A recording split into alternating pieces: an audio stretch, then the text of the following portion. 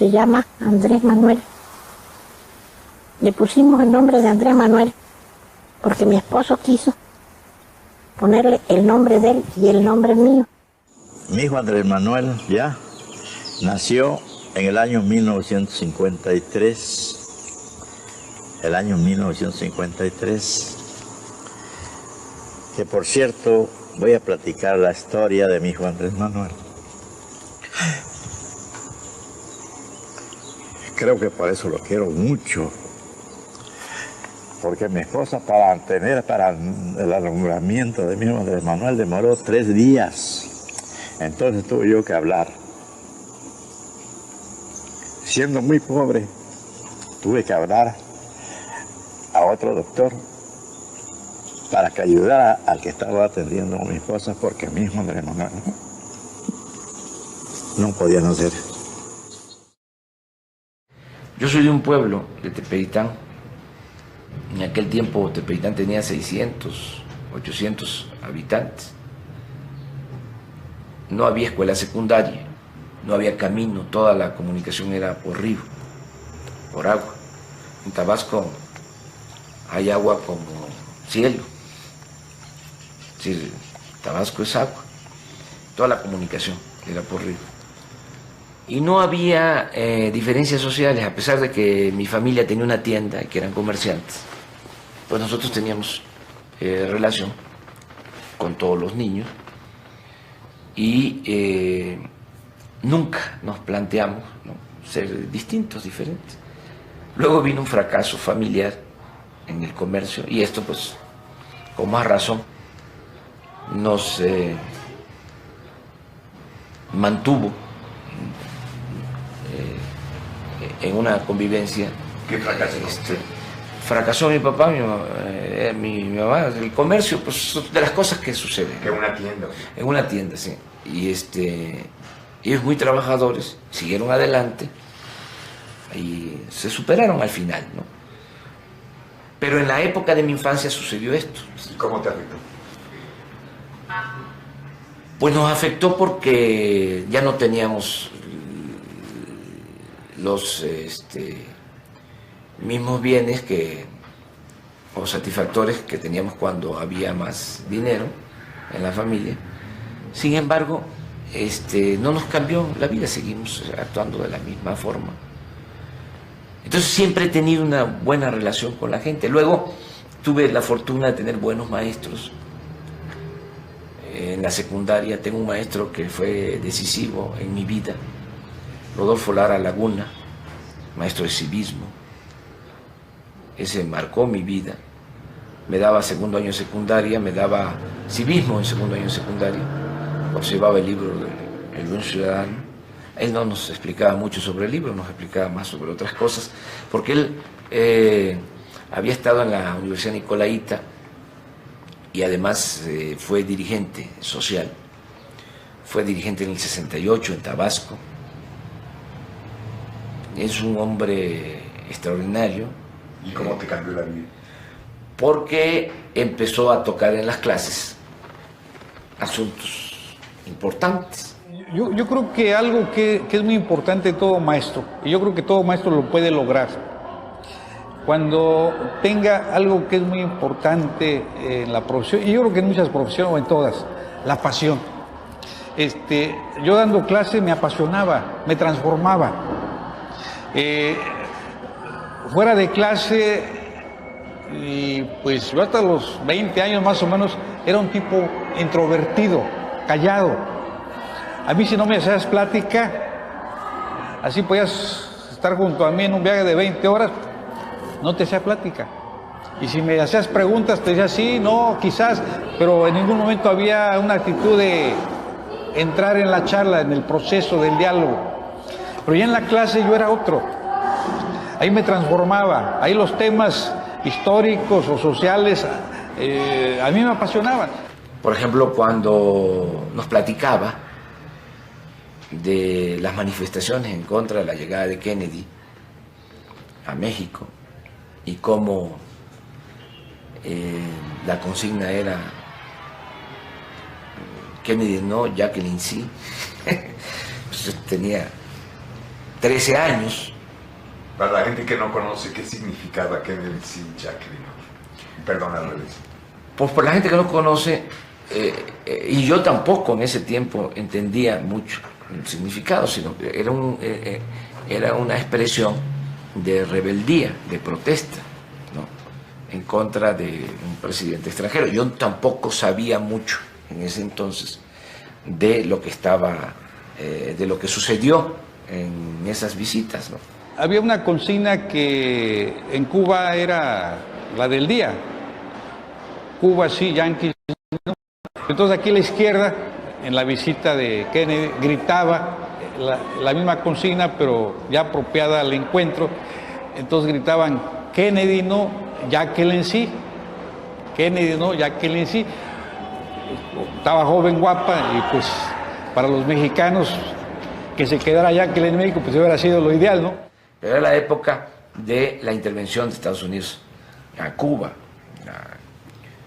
la intervención de Bahía de Cochinos. Era una época muy especial, entonces hubo muchas protestas. En ese tiempo, por ejemplo, otro tabasqueño, el más grande tabasqueño en la historia, desde mi particular punto de vista, Carlos Pellicer, también protestó y fue a la cárcel. Gobernaba Adolfo López Mateos, un buen presidente de México, dicho sea de paso. Yo estaba en Tepetitán cuando él gobernaba, en mi pueblo, y era gobernador de Tabasco Carlos Madrazo, también un buen político, el papá de el otro candidato. Así suele pasar. Pero era la época de los desayunos escolares, la época en que se hizo mucha infraestructura, la época en que había progreso. Entonces, ese maestro tuvo mucho que ver con mi formación. Está en activo, lleva 40 años siendo inspector de escuelas secundarias federales. Fue maestro, luego fue director de escuelas secundarias y ahora es inspector. Y no ha querido ser otra cosa porque tiene convicciones, porque tiene principios. ¿Se le puede localizar? Sí, se le puede localizar. Es juarista. Yo creo que Juárez nos demostró que con un puñado de hombres, no fueron muchos, arriba de 50, yo creo que entre 50 y 100 liberales, como vanguardia, entre un pueblo de analfabetas, 6 millones había entonces, la mayor parte indígenas, ahí nos probaron que con voluntad, con pasión, se puede sacar al país adelante. Y yo creo que aquí hay más de 100 en el país que tengan esa voluntad y esa capacidad. De ahí mi identificación también con Andrés Manuel por la figura de Juárez. Es un hombre íntegro. Es una gente que sigo apreciando mucho, ¿no? Sigo queriendo mucho. Y luego, pues estudié la prepa, ya me fui por el lado de las ciencias sociales y luego me vine a estudiar a México, ciencia política. Y me tocó la época de los 70, cuando muchos maestros de la facultad eran de los países de América del Sur, que venían huyendo de la represión. Maestros chilenos, bolivianos. Entonces tuve una formación social buena en esa época también. Maestros mexicanos buenos, Arnaldo Córdoba, en la Facultad de Ciencia Política, Rodríguez Araujo, otros que me formaron. Entonces terminé la escuela y con Pellicer regresé a Tabasco, porque él fue candidato a senador en 1976, fue candidato al Senado y ya te dije, extraordinario, poeta. Y ya me fui a la parte social, luego fui director del Instituto Indigenista, siempre he trabajado para la gente humilde, para la gente pobre, nunca he cambiado. De mí pueden decir muchas cosas, pero no de que soy incongruente.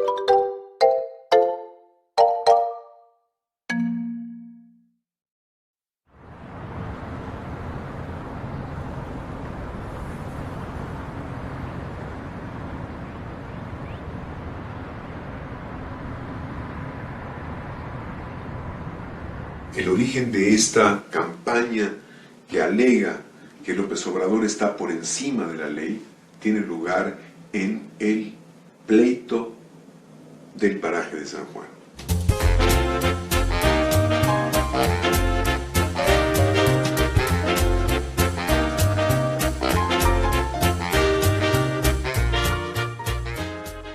Bueno, lo del paraje San Juan se inicia en el 2003. Desde luego es un asunto que data de mucho tiempo, que pasó por varios gobiernos. En esencia, una persona reclama por una indemnización por haberle expropiado el gobierno 300 hectáreas en Iztapalapa. Y una juez me convoca a pagar 1.810 millones de pesos y me da un plazo de 3 días. Andrés se niega a pagar porque había constancias de un fraude, pero no está resuelto ahí el asunto tan fácil. Yo tenía antecedentes del asunto, porque empecé a ver de que habían intereses en el cobro de este dinero.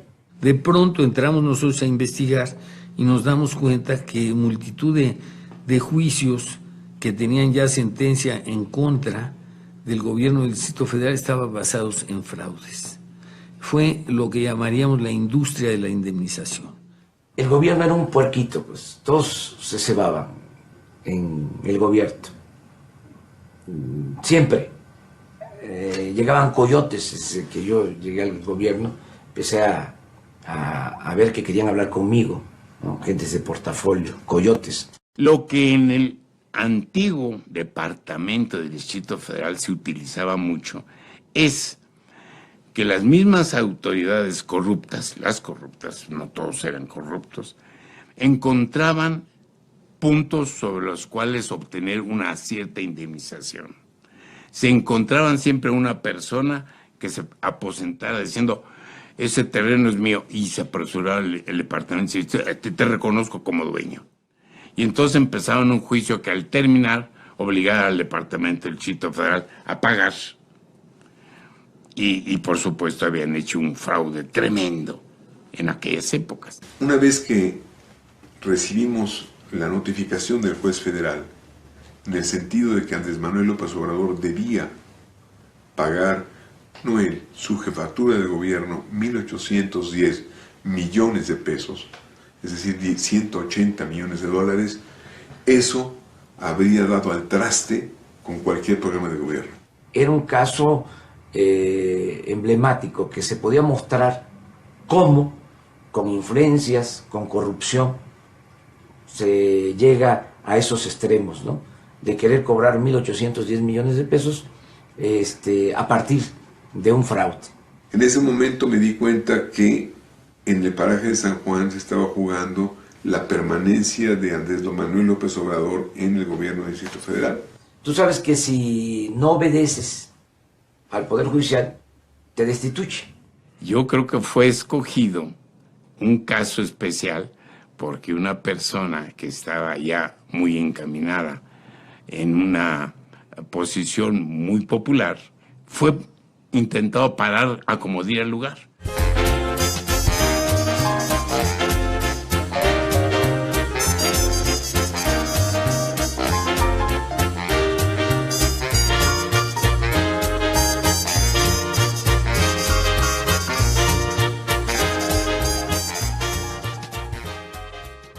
Me metí a investigar.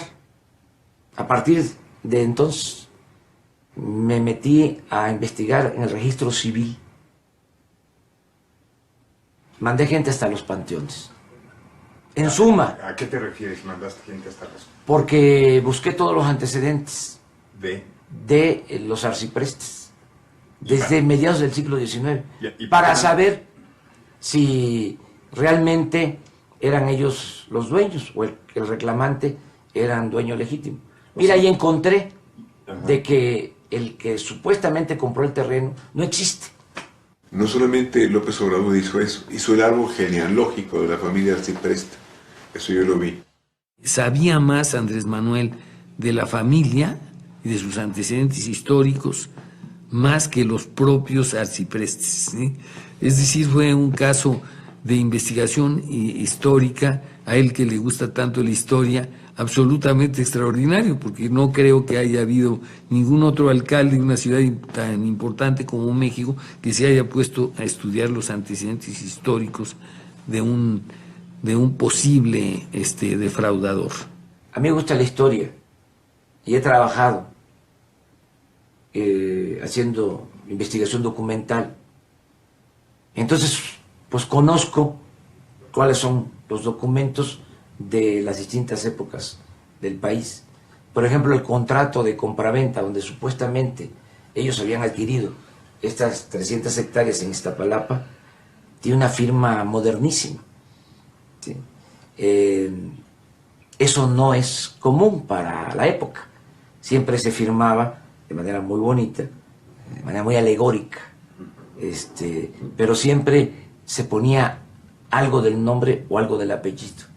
Y esto no, eran unas rayas. Casi al mismo tiempo demuestra que los sellos del Departamento del Distrito Federal de 47, de 52 y de 80 y tantos eran falsos y las firmas eran falsas. El entramado de un juicio fraudulento es una cosa de mucho tiempo, no es sencillo y requiere de la participación de muchísima gente. No es sencillo, parece sencillo cuando ya lo vemos como un hecho consumado, pero estos juicios del Parax San Juan llevaron años y años y años. Venían fabricándose desde hace mucho tiempo. Este es un caso.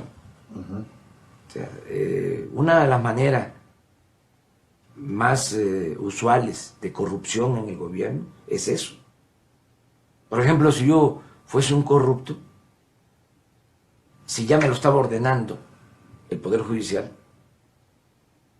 pues era cosa de decirle, porque incluso llegaron a plantearme, no de manera directa, sino a través de otras personas, que por qué no se lograba un acuerdo, un arreglo. Si yo fuese un corrupto, decir, bueno, sí, pero necesito que se mochen, como dicen en el lenguaje común. Y los defensores, los supuestos defensores del Estado de Derecho decían que había que pagar, aunque nos hubiéramos dado cuenta de que se trataba de un fraude colosal. Y dije, no, esto es fraude y no podemos pagar 1.810 millones de pesos del presupuesto, que es dinero de todos, por este asunto. Entonces, lo pensé y dije, no podemos pagar esta cantidad. Se me van a venir encima con todo. De ahí surgió la campaña esta de que no respeto las leyes. Ahí empezó. Ahí empezó. López Obrador, con su terquedad, si la quieren llamar así, de que yo hago lo justo, pero no es que me niegue a hacer lo que a mí me parezca que no es justo, sino interpongo hasta el último momento los recursos que estén a mi mano en beneficio de la ciudad que prometí defender. Y la Suprema Corte de Justicia atrae el caso. El concepto de atraer el caso quiere decir revisión. Y quiere decir, de algún modo, el juez no tuvo la razón. O se sospecha que no tuvo la razón. Hasta donde recuerdo, y si la memoria no me falla, el caso del paraje de San Juan estuvo 3 o 4 meses en revisión.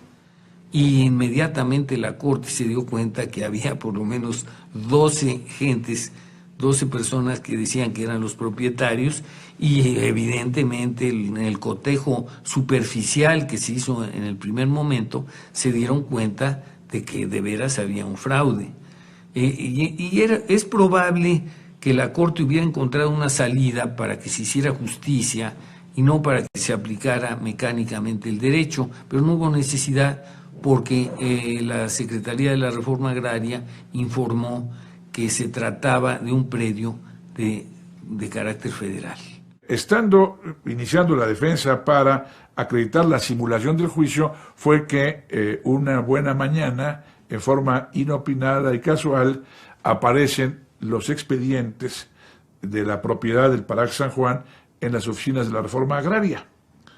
¿Te acuerdas que de repente el secretario de la Reforma Agraria dice, pues nosotros ordenamos aquí la limpia de unos archivos y abrimos un cajón y apareció esto? Estos terrenos nunca fueron de los señores que dicen que fueron expropiados, que dicen que fueron robados y que tienen derecho a este dinero, sino que estos terrenos siempre han sido del gobierno federal. Y la Corte tuvo que dar marcha atrás. Imagínense si hubiese pagado los 1.810 millones. A lo mejor hubiesen dicho, ay, qué respetuoso es del Estado de Derecho. Pero me iba yo a convertir en cómplice de un fraude.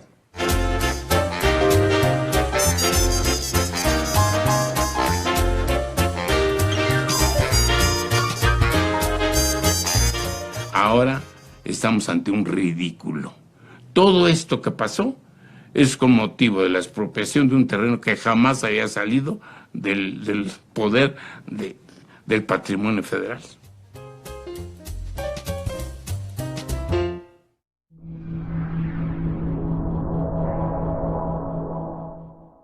El senador Diego Fernández Ceballos, en una reunión previa a que salieran los videos, comentó a un grupo de senadores: acaba de salir una denuncia de corrupción del dirigente del Partido Verde por Cancún. Lo habían filmado sobre un supuesto soborno para conseguir permisos y construir en Cancún. Y había un escándalo. Y ese día llega Diego, me cuentan, y dice, lo de el Verde no es nada para lo que le vamos a hacer a Andrés Manuel. No, me dijo como me dicen, que yo no lo voy a decir, lo que le vamos a hacer. Hizo así una servilleta, vamos a hacer cachitos. Desde el principio del gobierno, Andrés sabía de que había la presencia de Ahumada en los negocios del gobierno del Distrito Federal y sabía que había irregularidades. Entonces ordenó dos cosas: investigar a fondo y simultáneamente suspender los tratos con Ahumada. Empiezo a notar que tenía mucha influencia en el PRD, que estaba muy cerca al PRD, que apoyaba a dirigentes, a candidatos del PRD.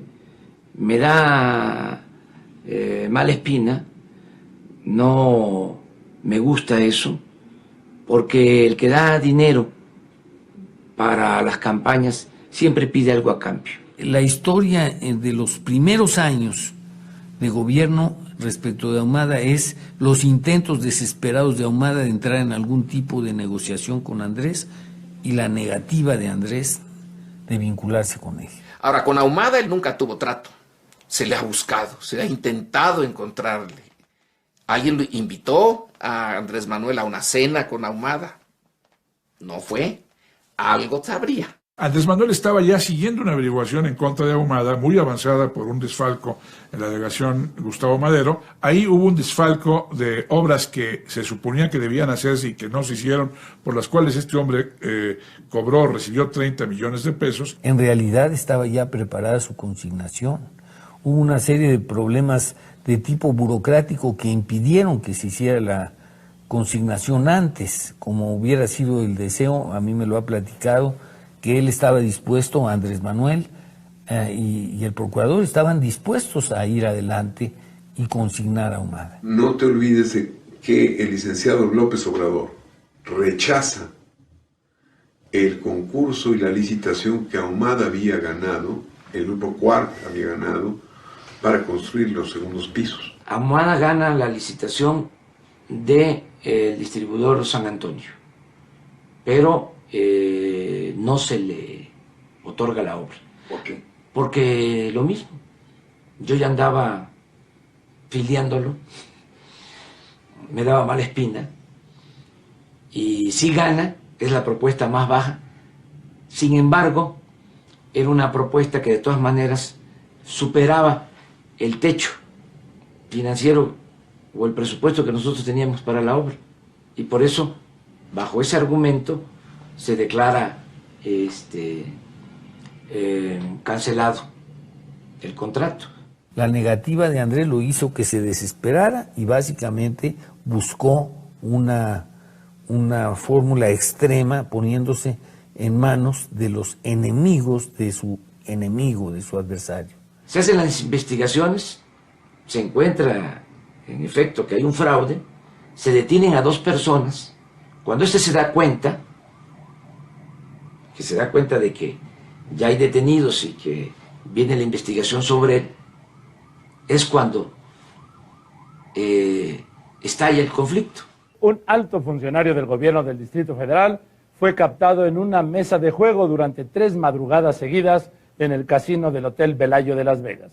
El secretario de Finanzas del gobierno capitalino, Gustavo Ponce Meléndez. Y lo veo, tengo comunicación con el jefe de gobierno, me sugiere que hable yo al programa, hablo, me toma el teléfono López Dóriga y le explico que en ese momento estamos enterándonos de esta actitud de este señor y de la cantidad de veces que había ido a Las Vegas con gastos muy altos y que iniciábamos en ese momento una averiguación previa por enriquecimiento ilícito. Si hubiera tomado dinero del gobierno del Distrito Federal, evidentemente tendría que preguntarse, pues que no lo sabía.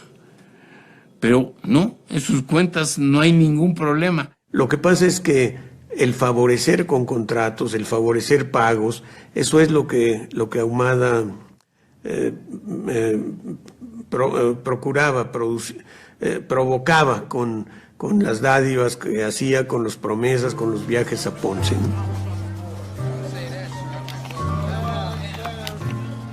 Ese video lo filman en Las Vegas agentes federales del CISEN con el apoyo de Ahumada, porque ya estaba la confabulación en mi contra, el complot, que se ríen mucho cuando digo el complot. Ustedes pensaban que yo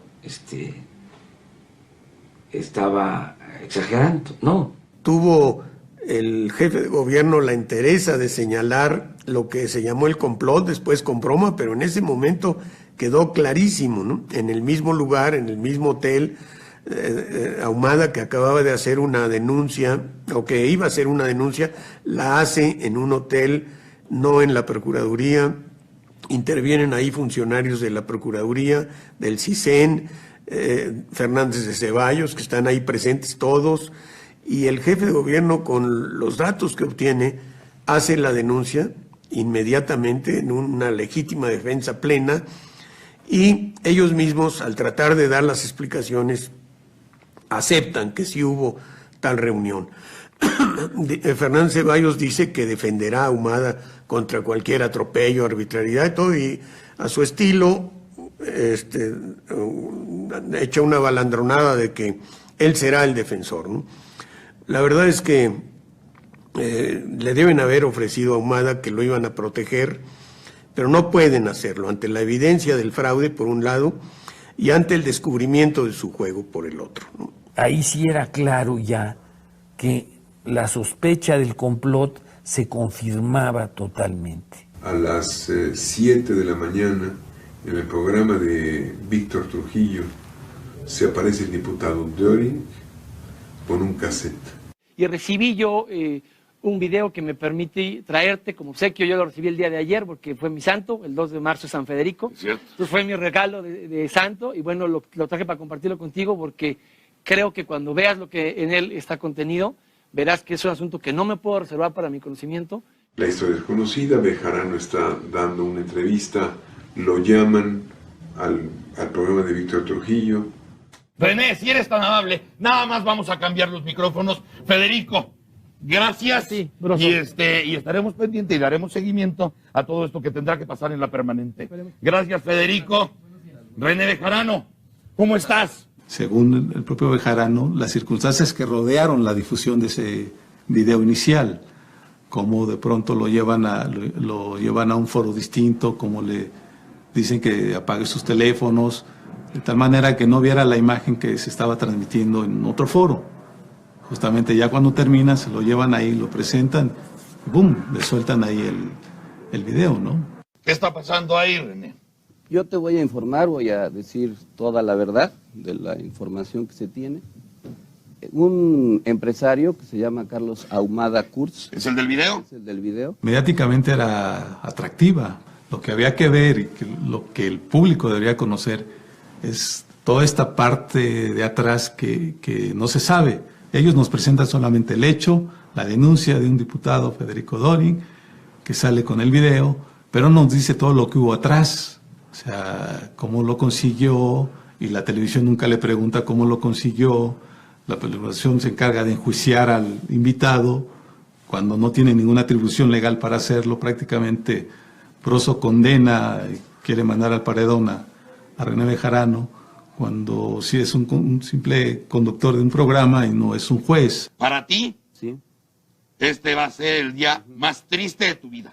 Yo creo que... Para otros, está siendo el día más feliz de su vida. Fue toda una maniobra, entró Salinas, Diego Fernández de Ceballos, yo creo que llegaron a un acuerdo con Ahumada por los videos, obviamente participó la Secretaría de Hacienda, el CISEN. Yo creo que fue una serie de descuidos gravísimos, nosotros le llamábamos la conspiración de los tres chiflados, porque entre más querían ellos demostrar que no estaban involucrados, más se hundían en la evidencia. Los videos tendrían que haber demostrado que López Obrador recibió el dinero y no colaboradores cercanos o lejanos de él. Después de los estallidos de misiles que no eran cualquier cosa, es decir, Bejarano tomando, revisando las maletas y metiéndose las ligas en la bolsa del traje, pues no es cualquier cosa. No sabemos cuánto o cómo transportaron el dinero del Pemex Gate. Debió haber sido en camiones de mudanza. Pero eso que vimos, para nuestra desgracia, eran funcionarios del PRD tomando dinero. Mientras que los demás escándalos, grandes escándalos de los políticos del PRI y del PAN han quedado soslayados, ya nadie habla de ellos y nadie respondió y nadie se fue a la cárcel. En este caso, en el caso de Ahumada tan escandaloso, todos los protagonistas, todos los que podían haber cometido o cometieron delitos, se fueron a la cárcel. No hubo impunidad para ninguno de ellos.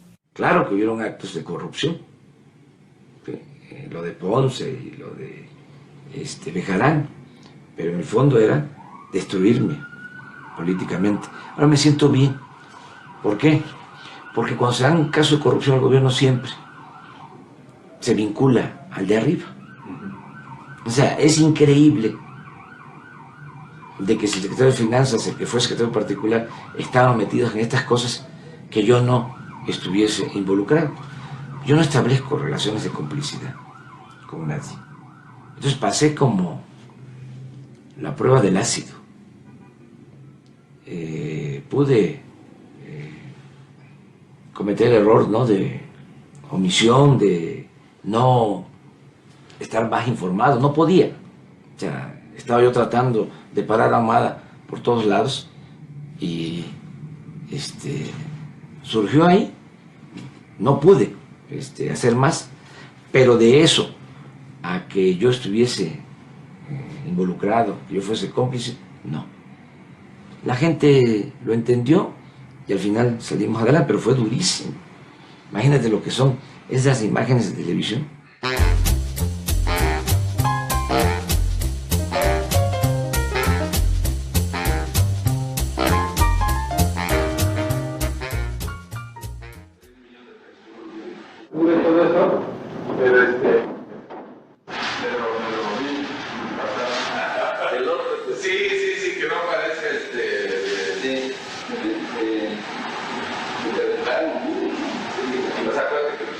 Sí, maneras de saber cómo va el rollo ¿no? Entonces, yo creo que todo el que fue a esa oficina está filmado. Incluso no solo recibiendo dinero, yo creo que filmaron todo. Lo hacía hasta con los futbolistas. Tiene un equipo de fútbol y una vez se quejaron los del equipo contrario porque en el vestidor del equipo contrario a su equipo de fútbol había micrófonos y les subían la temperatura en los vestidores para crearles un ambiente hostil a los contrarios, y grababan conversaciones y filmaban y todo ese tipo de cosas, algo muy especial. Entonces, cuando él siente que no hay entrada en el gobierno del Distrito Federal, echa a andar todo el plan.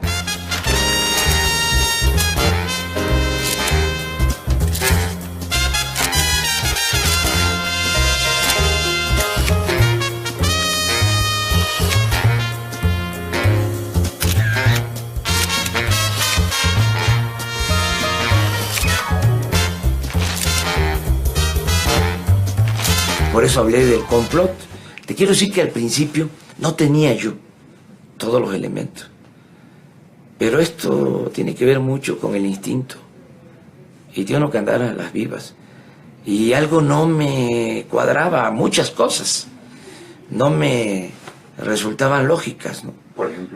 Por ejemplo, cómo les llega todo el material a las televisoras, cómo filman a Ponce en Las Vegas.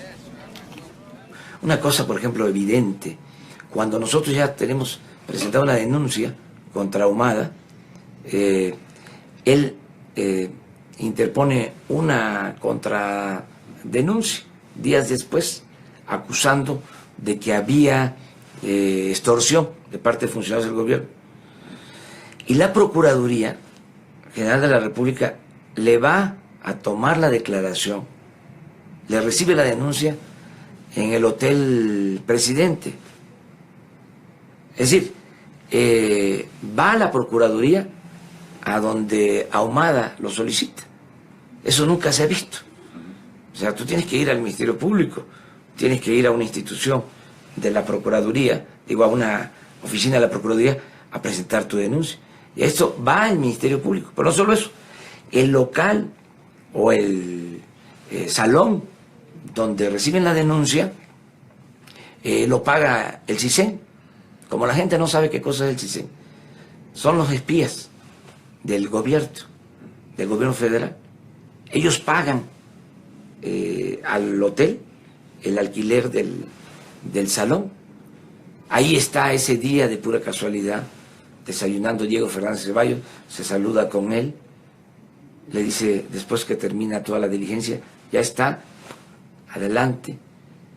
Entonces, todo eso, pues era muy evidente de que detrás de mostrar estos actos de corrupción, que además tenían que ser castigados, y qué bueno que se mostraron, detrás de todo esto había una intención política, la de destruirme, la de acabar con nosotros. Fíjate, era como el mundo al revés, los que siempre han saqueado a México, los que se han dedicado a hacer jugosos negocios al amparo del poder público, Salinas, Diego, me tenían en el banquillo de los acusados. Fue una situación muy difícil, porque además nadie iba a creer que yo no estaba informado de lo que hacía Ponce, de lo que hacía Bejarano. Increíble, en un país en donde siempre la corrupción se da de arriba para abajo y tiene que ver con la cabeza, y donde se van tejiendo relaciones de complicidad. Era imposible de que yo saliera a decir pues que no conocía a Ahumada, de que no establecimos nosotros ningún tipo de relación con él, que no sabía que Bejarano tuviese relaciones con Ahumada, que yo no había mandado a Bejarano a pedir dinero, que no sabía yo que Ponce era un jugador empedernido y que iba a Las Vegas y que además tenía vinculaciones con Ahumada. O sea, era muy difícil de que la gente creyera de que yo no estaba involucrado. Afortunadamente, todo se fue aclarando, se demostró, se burlaban de mí, de que hablaba yo de complot, hasta la forma de decirlo. Que en vez de decir complot, decía yo complot y que estaba mal dicho. Pues no, se puede decir de las dos maneras. Pero en el fondo lo que decían era de que no era cierto de que hubiese complot. Luego se demostró, porque Ahumada terminó en Cuba, allá lo remiten, es decir, lo traen para acá, lo mandan, allá declara de que hizo acuerdos con el gobierno federal, que le ofrecieron dinero, que le habían dado nada más un anticipo. Para que quede claro, el dinero que está recibiendo Bejarano ahí es menos, no estoy justificándolo, ¿sí?, que lo que le dieron a Ahumada por los videos. En lo que Ahumada vendió los videos. ¿Que vendió a quién? A Salinas y al gobierno federal. Habría que ver, se va a saber con el paso del tiempo. Ahora sí que, como dice Chicoche, ¿quién pompó? ¿Quién compró esos videos?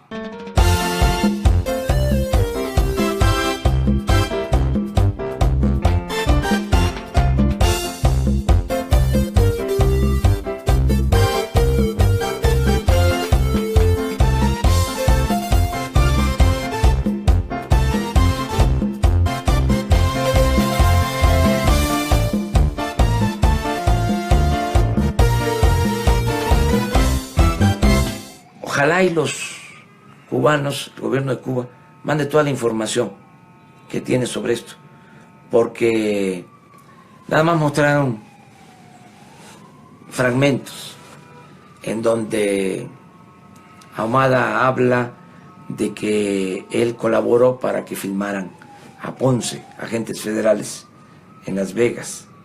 Estuvo metido el secretario de Hacienda, Francisco Gil. Pidieron información. Fíjate que ellos sabían, estaban investigando a Ponce de tiempo atrás. Pidieron información al Departamento del Tesoro del gobierno norteamericano, pero no nos notificaron absolutamente nada, porque utilizaron todo esto con propósitos políticos. Ellos hicieron llegar a las televisoras y al CISEN toda la información. Entonces, cuando empezamos a dar a conocer esto, pues la gente empieza a creernos de que sí había actos de corrupción, que había que castigar a los responsables, pero que no estábamos nosotros involucrados, yo en particular, que no establezco relaciones de complicidad. Y no solo eso, sino que era un plan, una confabulación para destruirme políticamente. Eso fue lo que se demostró al paso del tiempo. ¿Te sorprendió más Ponce o Bejarano?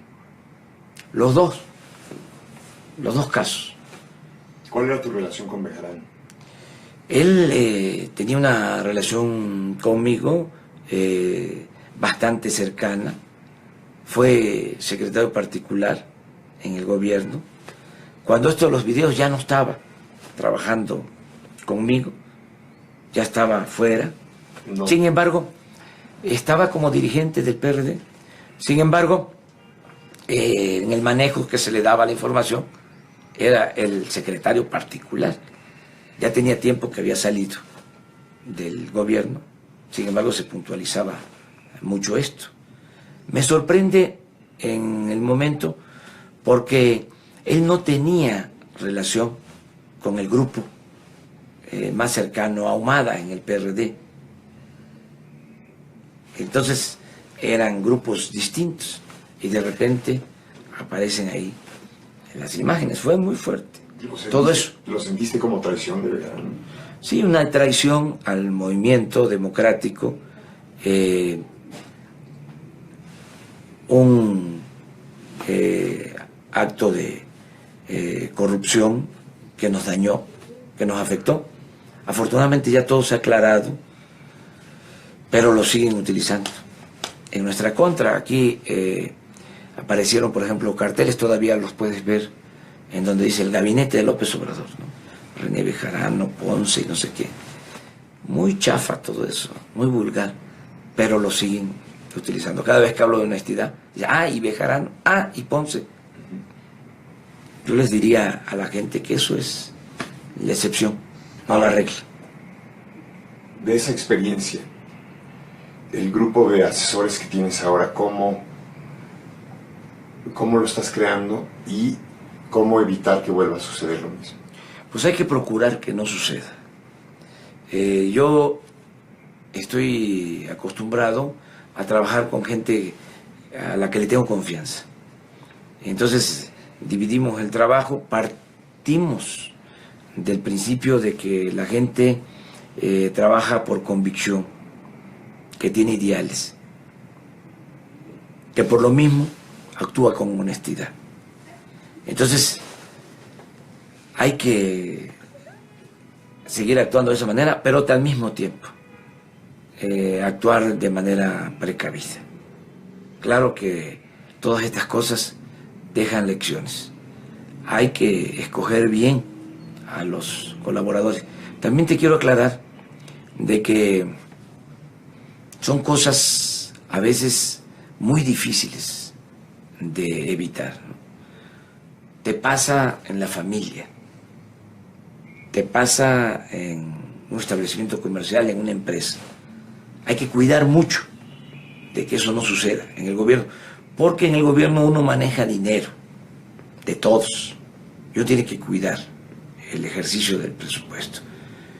Y hay que actuar con mucha energía para no permitir la corrupción. Hay que evitar que se den estos casos. Y hay que estar muy cuidadosos en la integración del equipo, que sea gente honesta, que sea gente íntegra y que resista las tentaciones del dinero.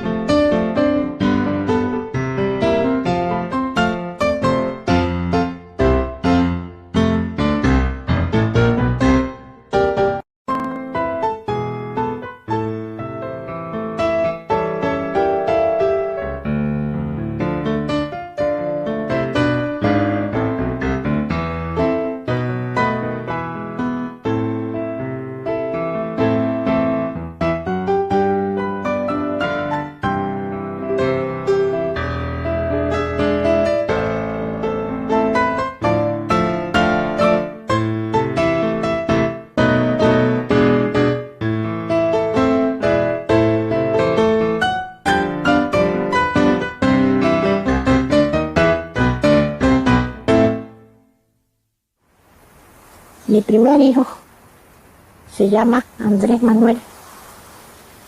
Le pusimos el nombre de Andrés Manuel porque mi esposo quiso ponerle el nombre de él y el nombre mío. Mi hijo Andrés Manuel ya nació en el año 1953. El año 1953. Que por cierto, voy a platicar la historia de mi hijo Andrés Manuel. creo que por eso lo quiero mucho. Porque mi esposa para el alumbramiento de mi hijo Andrés Manuel demoró 3 días. Entonces tuve yo que hablar. Siendo muy pobre, tuve que hablar a otro doctor para que ayudara al que estaba atendiendo a mi esposa, porque mi hijo Andrés Manuel no podía nacer. Yo soy de un pueblo, de Tepeitán. En aquel tiempo Tepeitán tenía 600, 800 habitantes. No había escuela secundaria, no había camino, toda la comunicación era por río, por agua. En Tabasco hay agua como cielo. Es decir, Tabasco es agua. Toda la comunicación era por río. Y no había diferencias sociales, a pesar de que mi familia tenía una tienda y que eran comerciantes. Pues nosotros teníamos relación con todos los niños y nunca nos planteamos, ¿no?, ser distintos, diferentes. Luego vino un fracaso familiar en el comercio y esto, pues, con más razón, nos mantuvo en una convivencia. ¿Qué fracaso?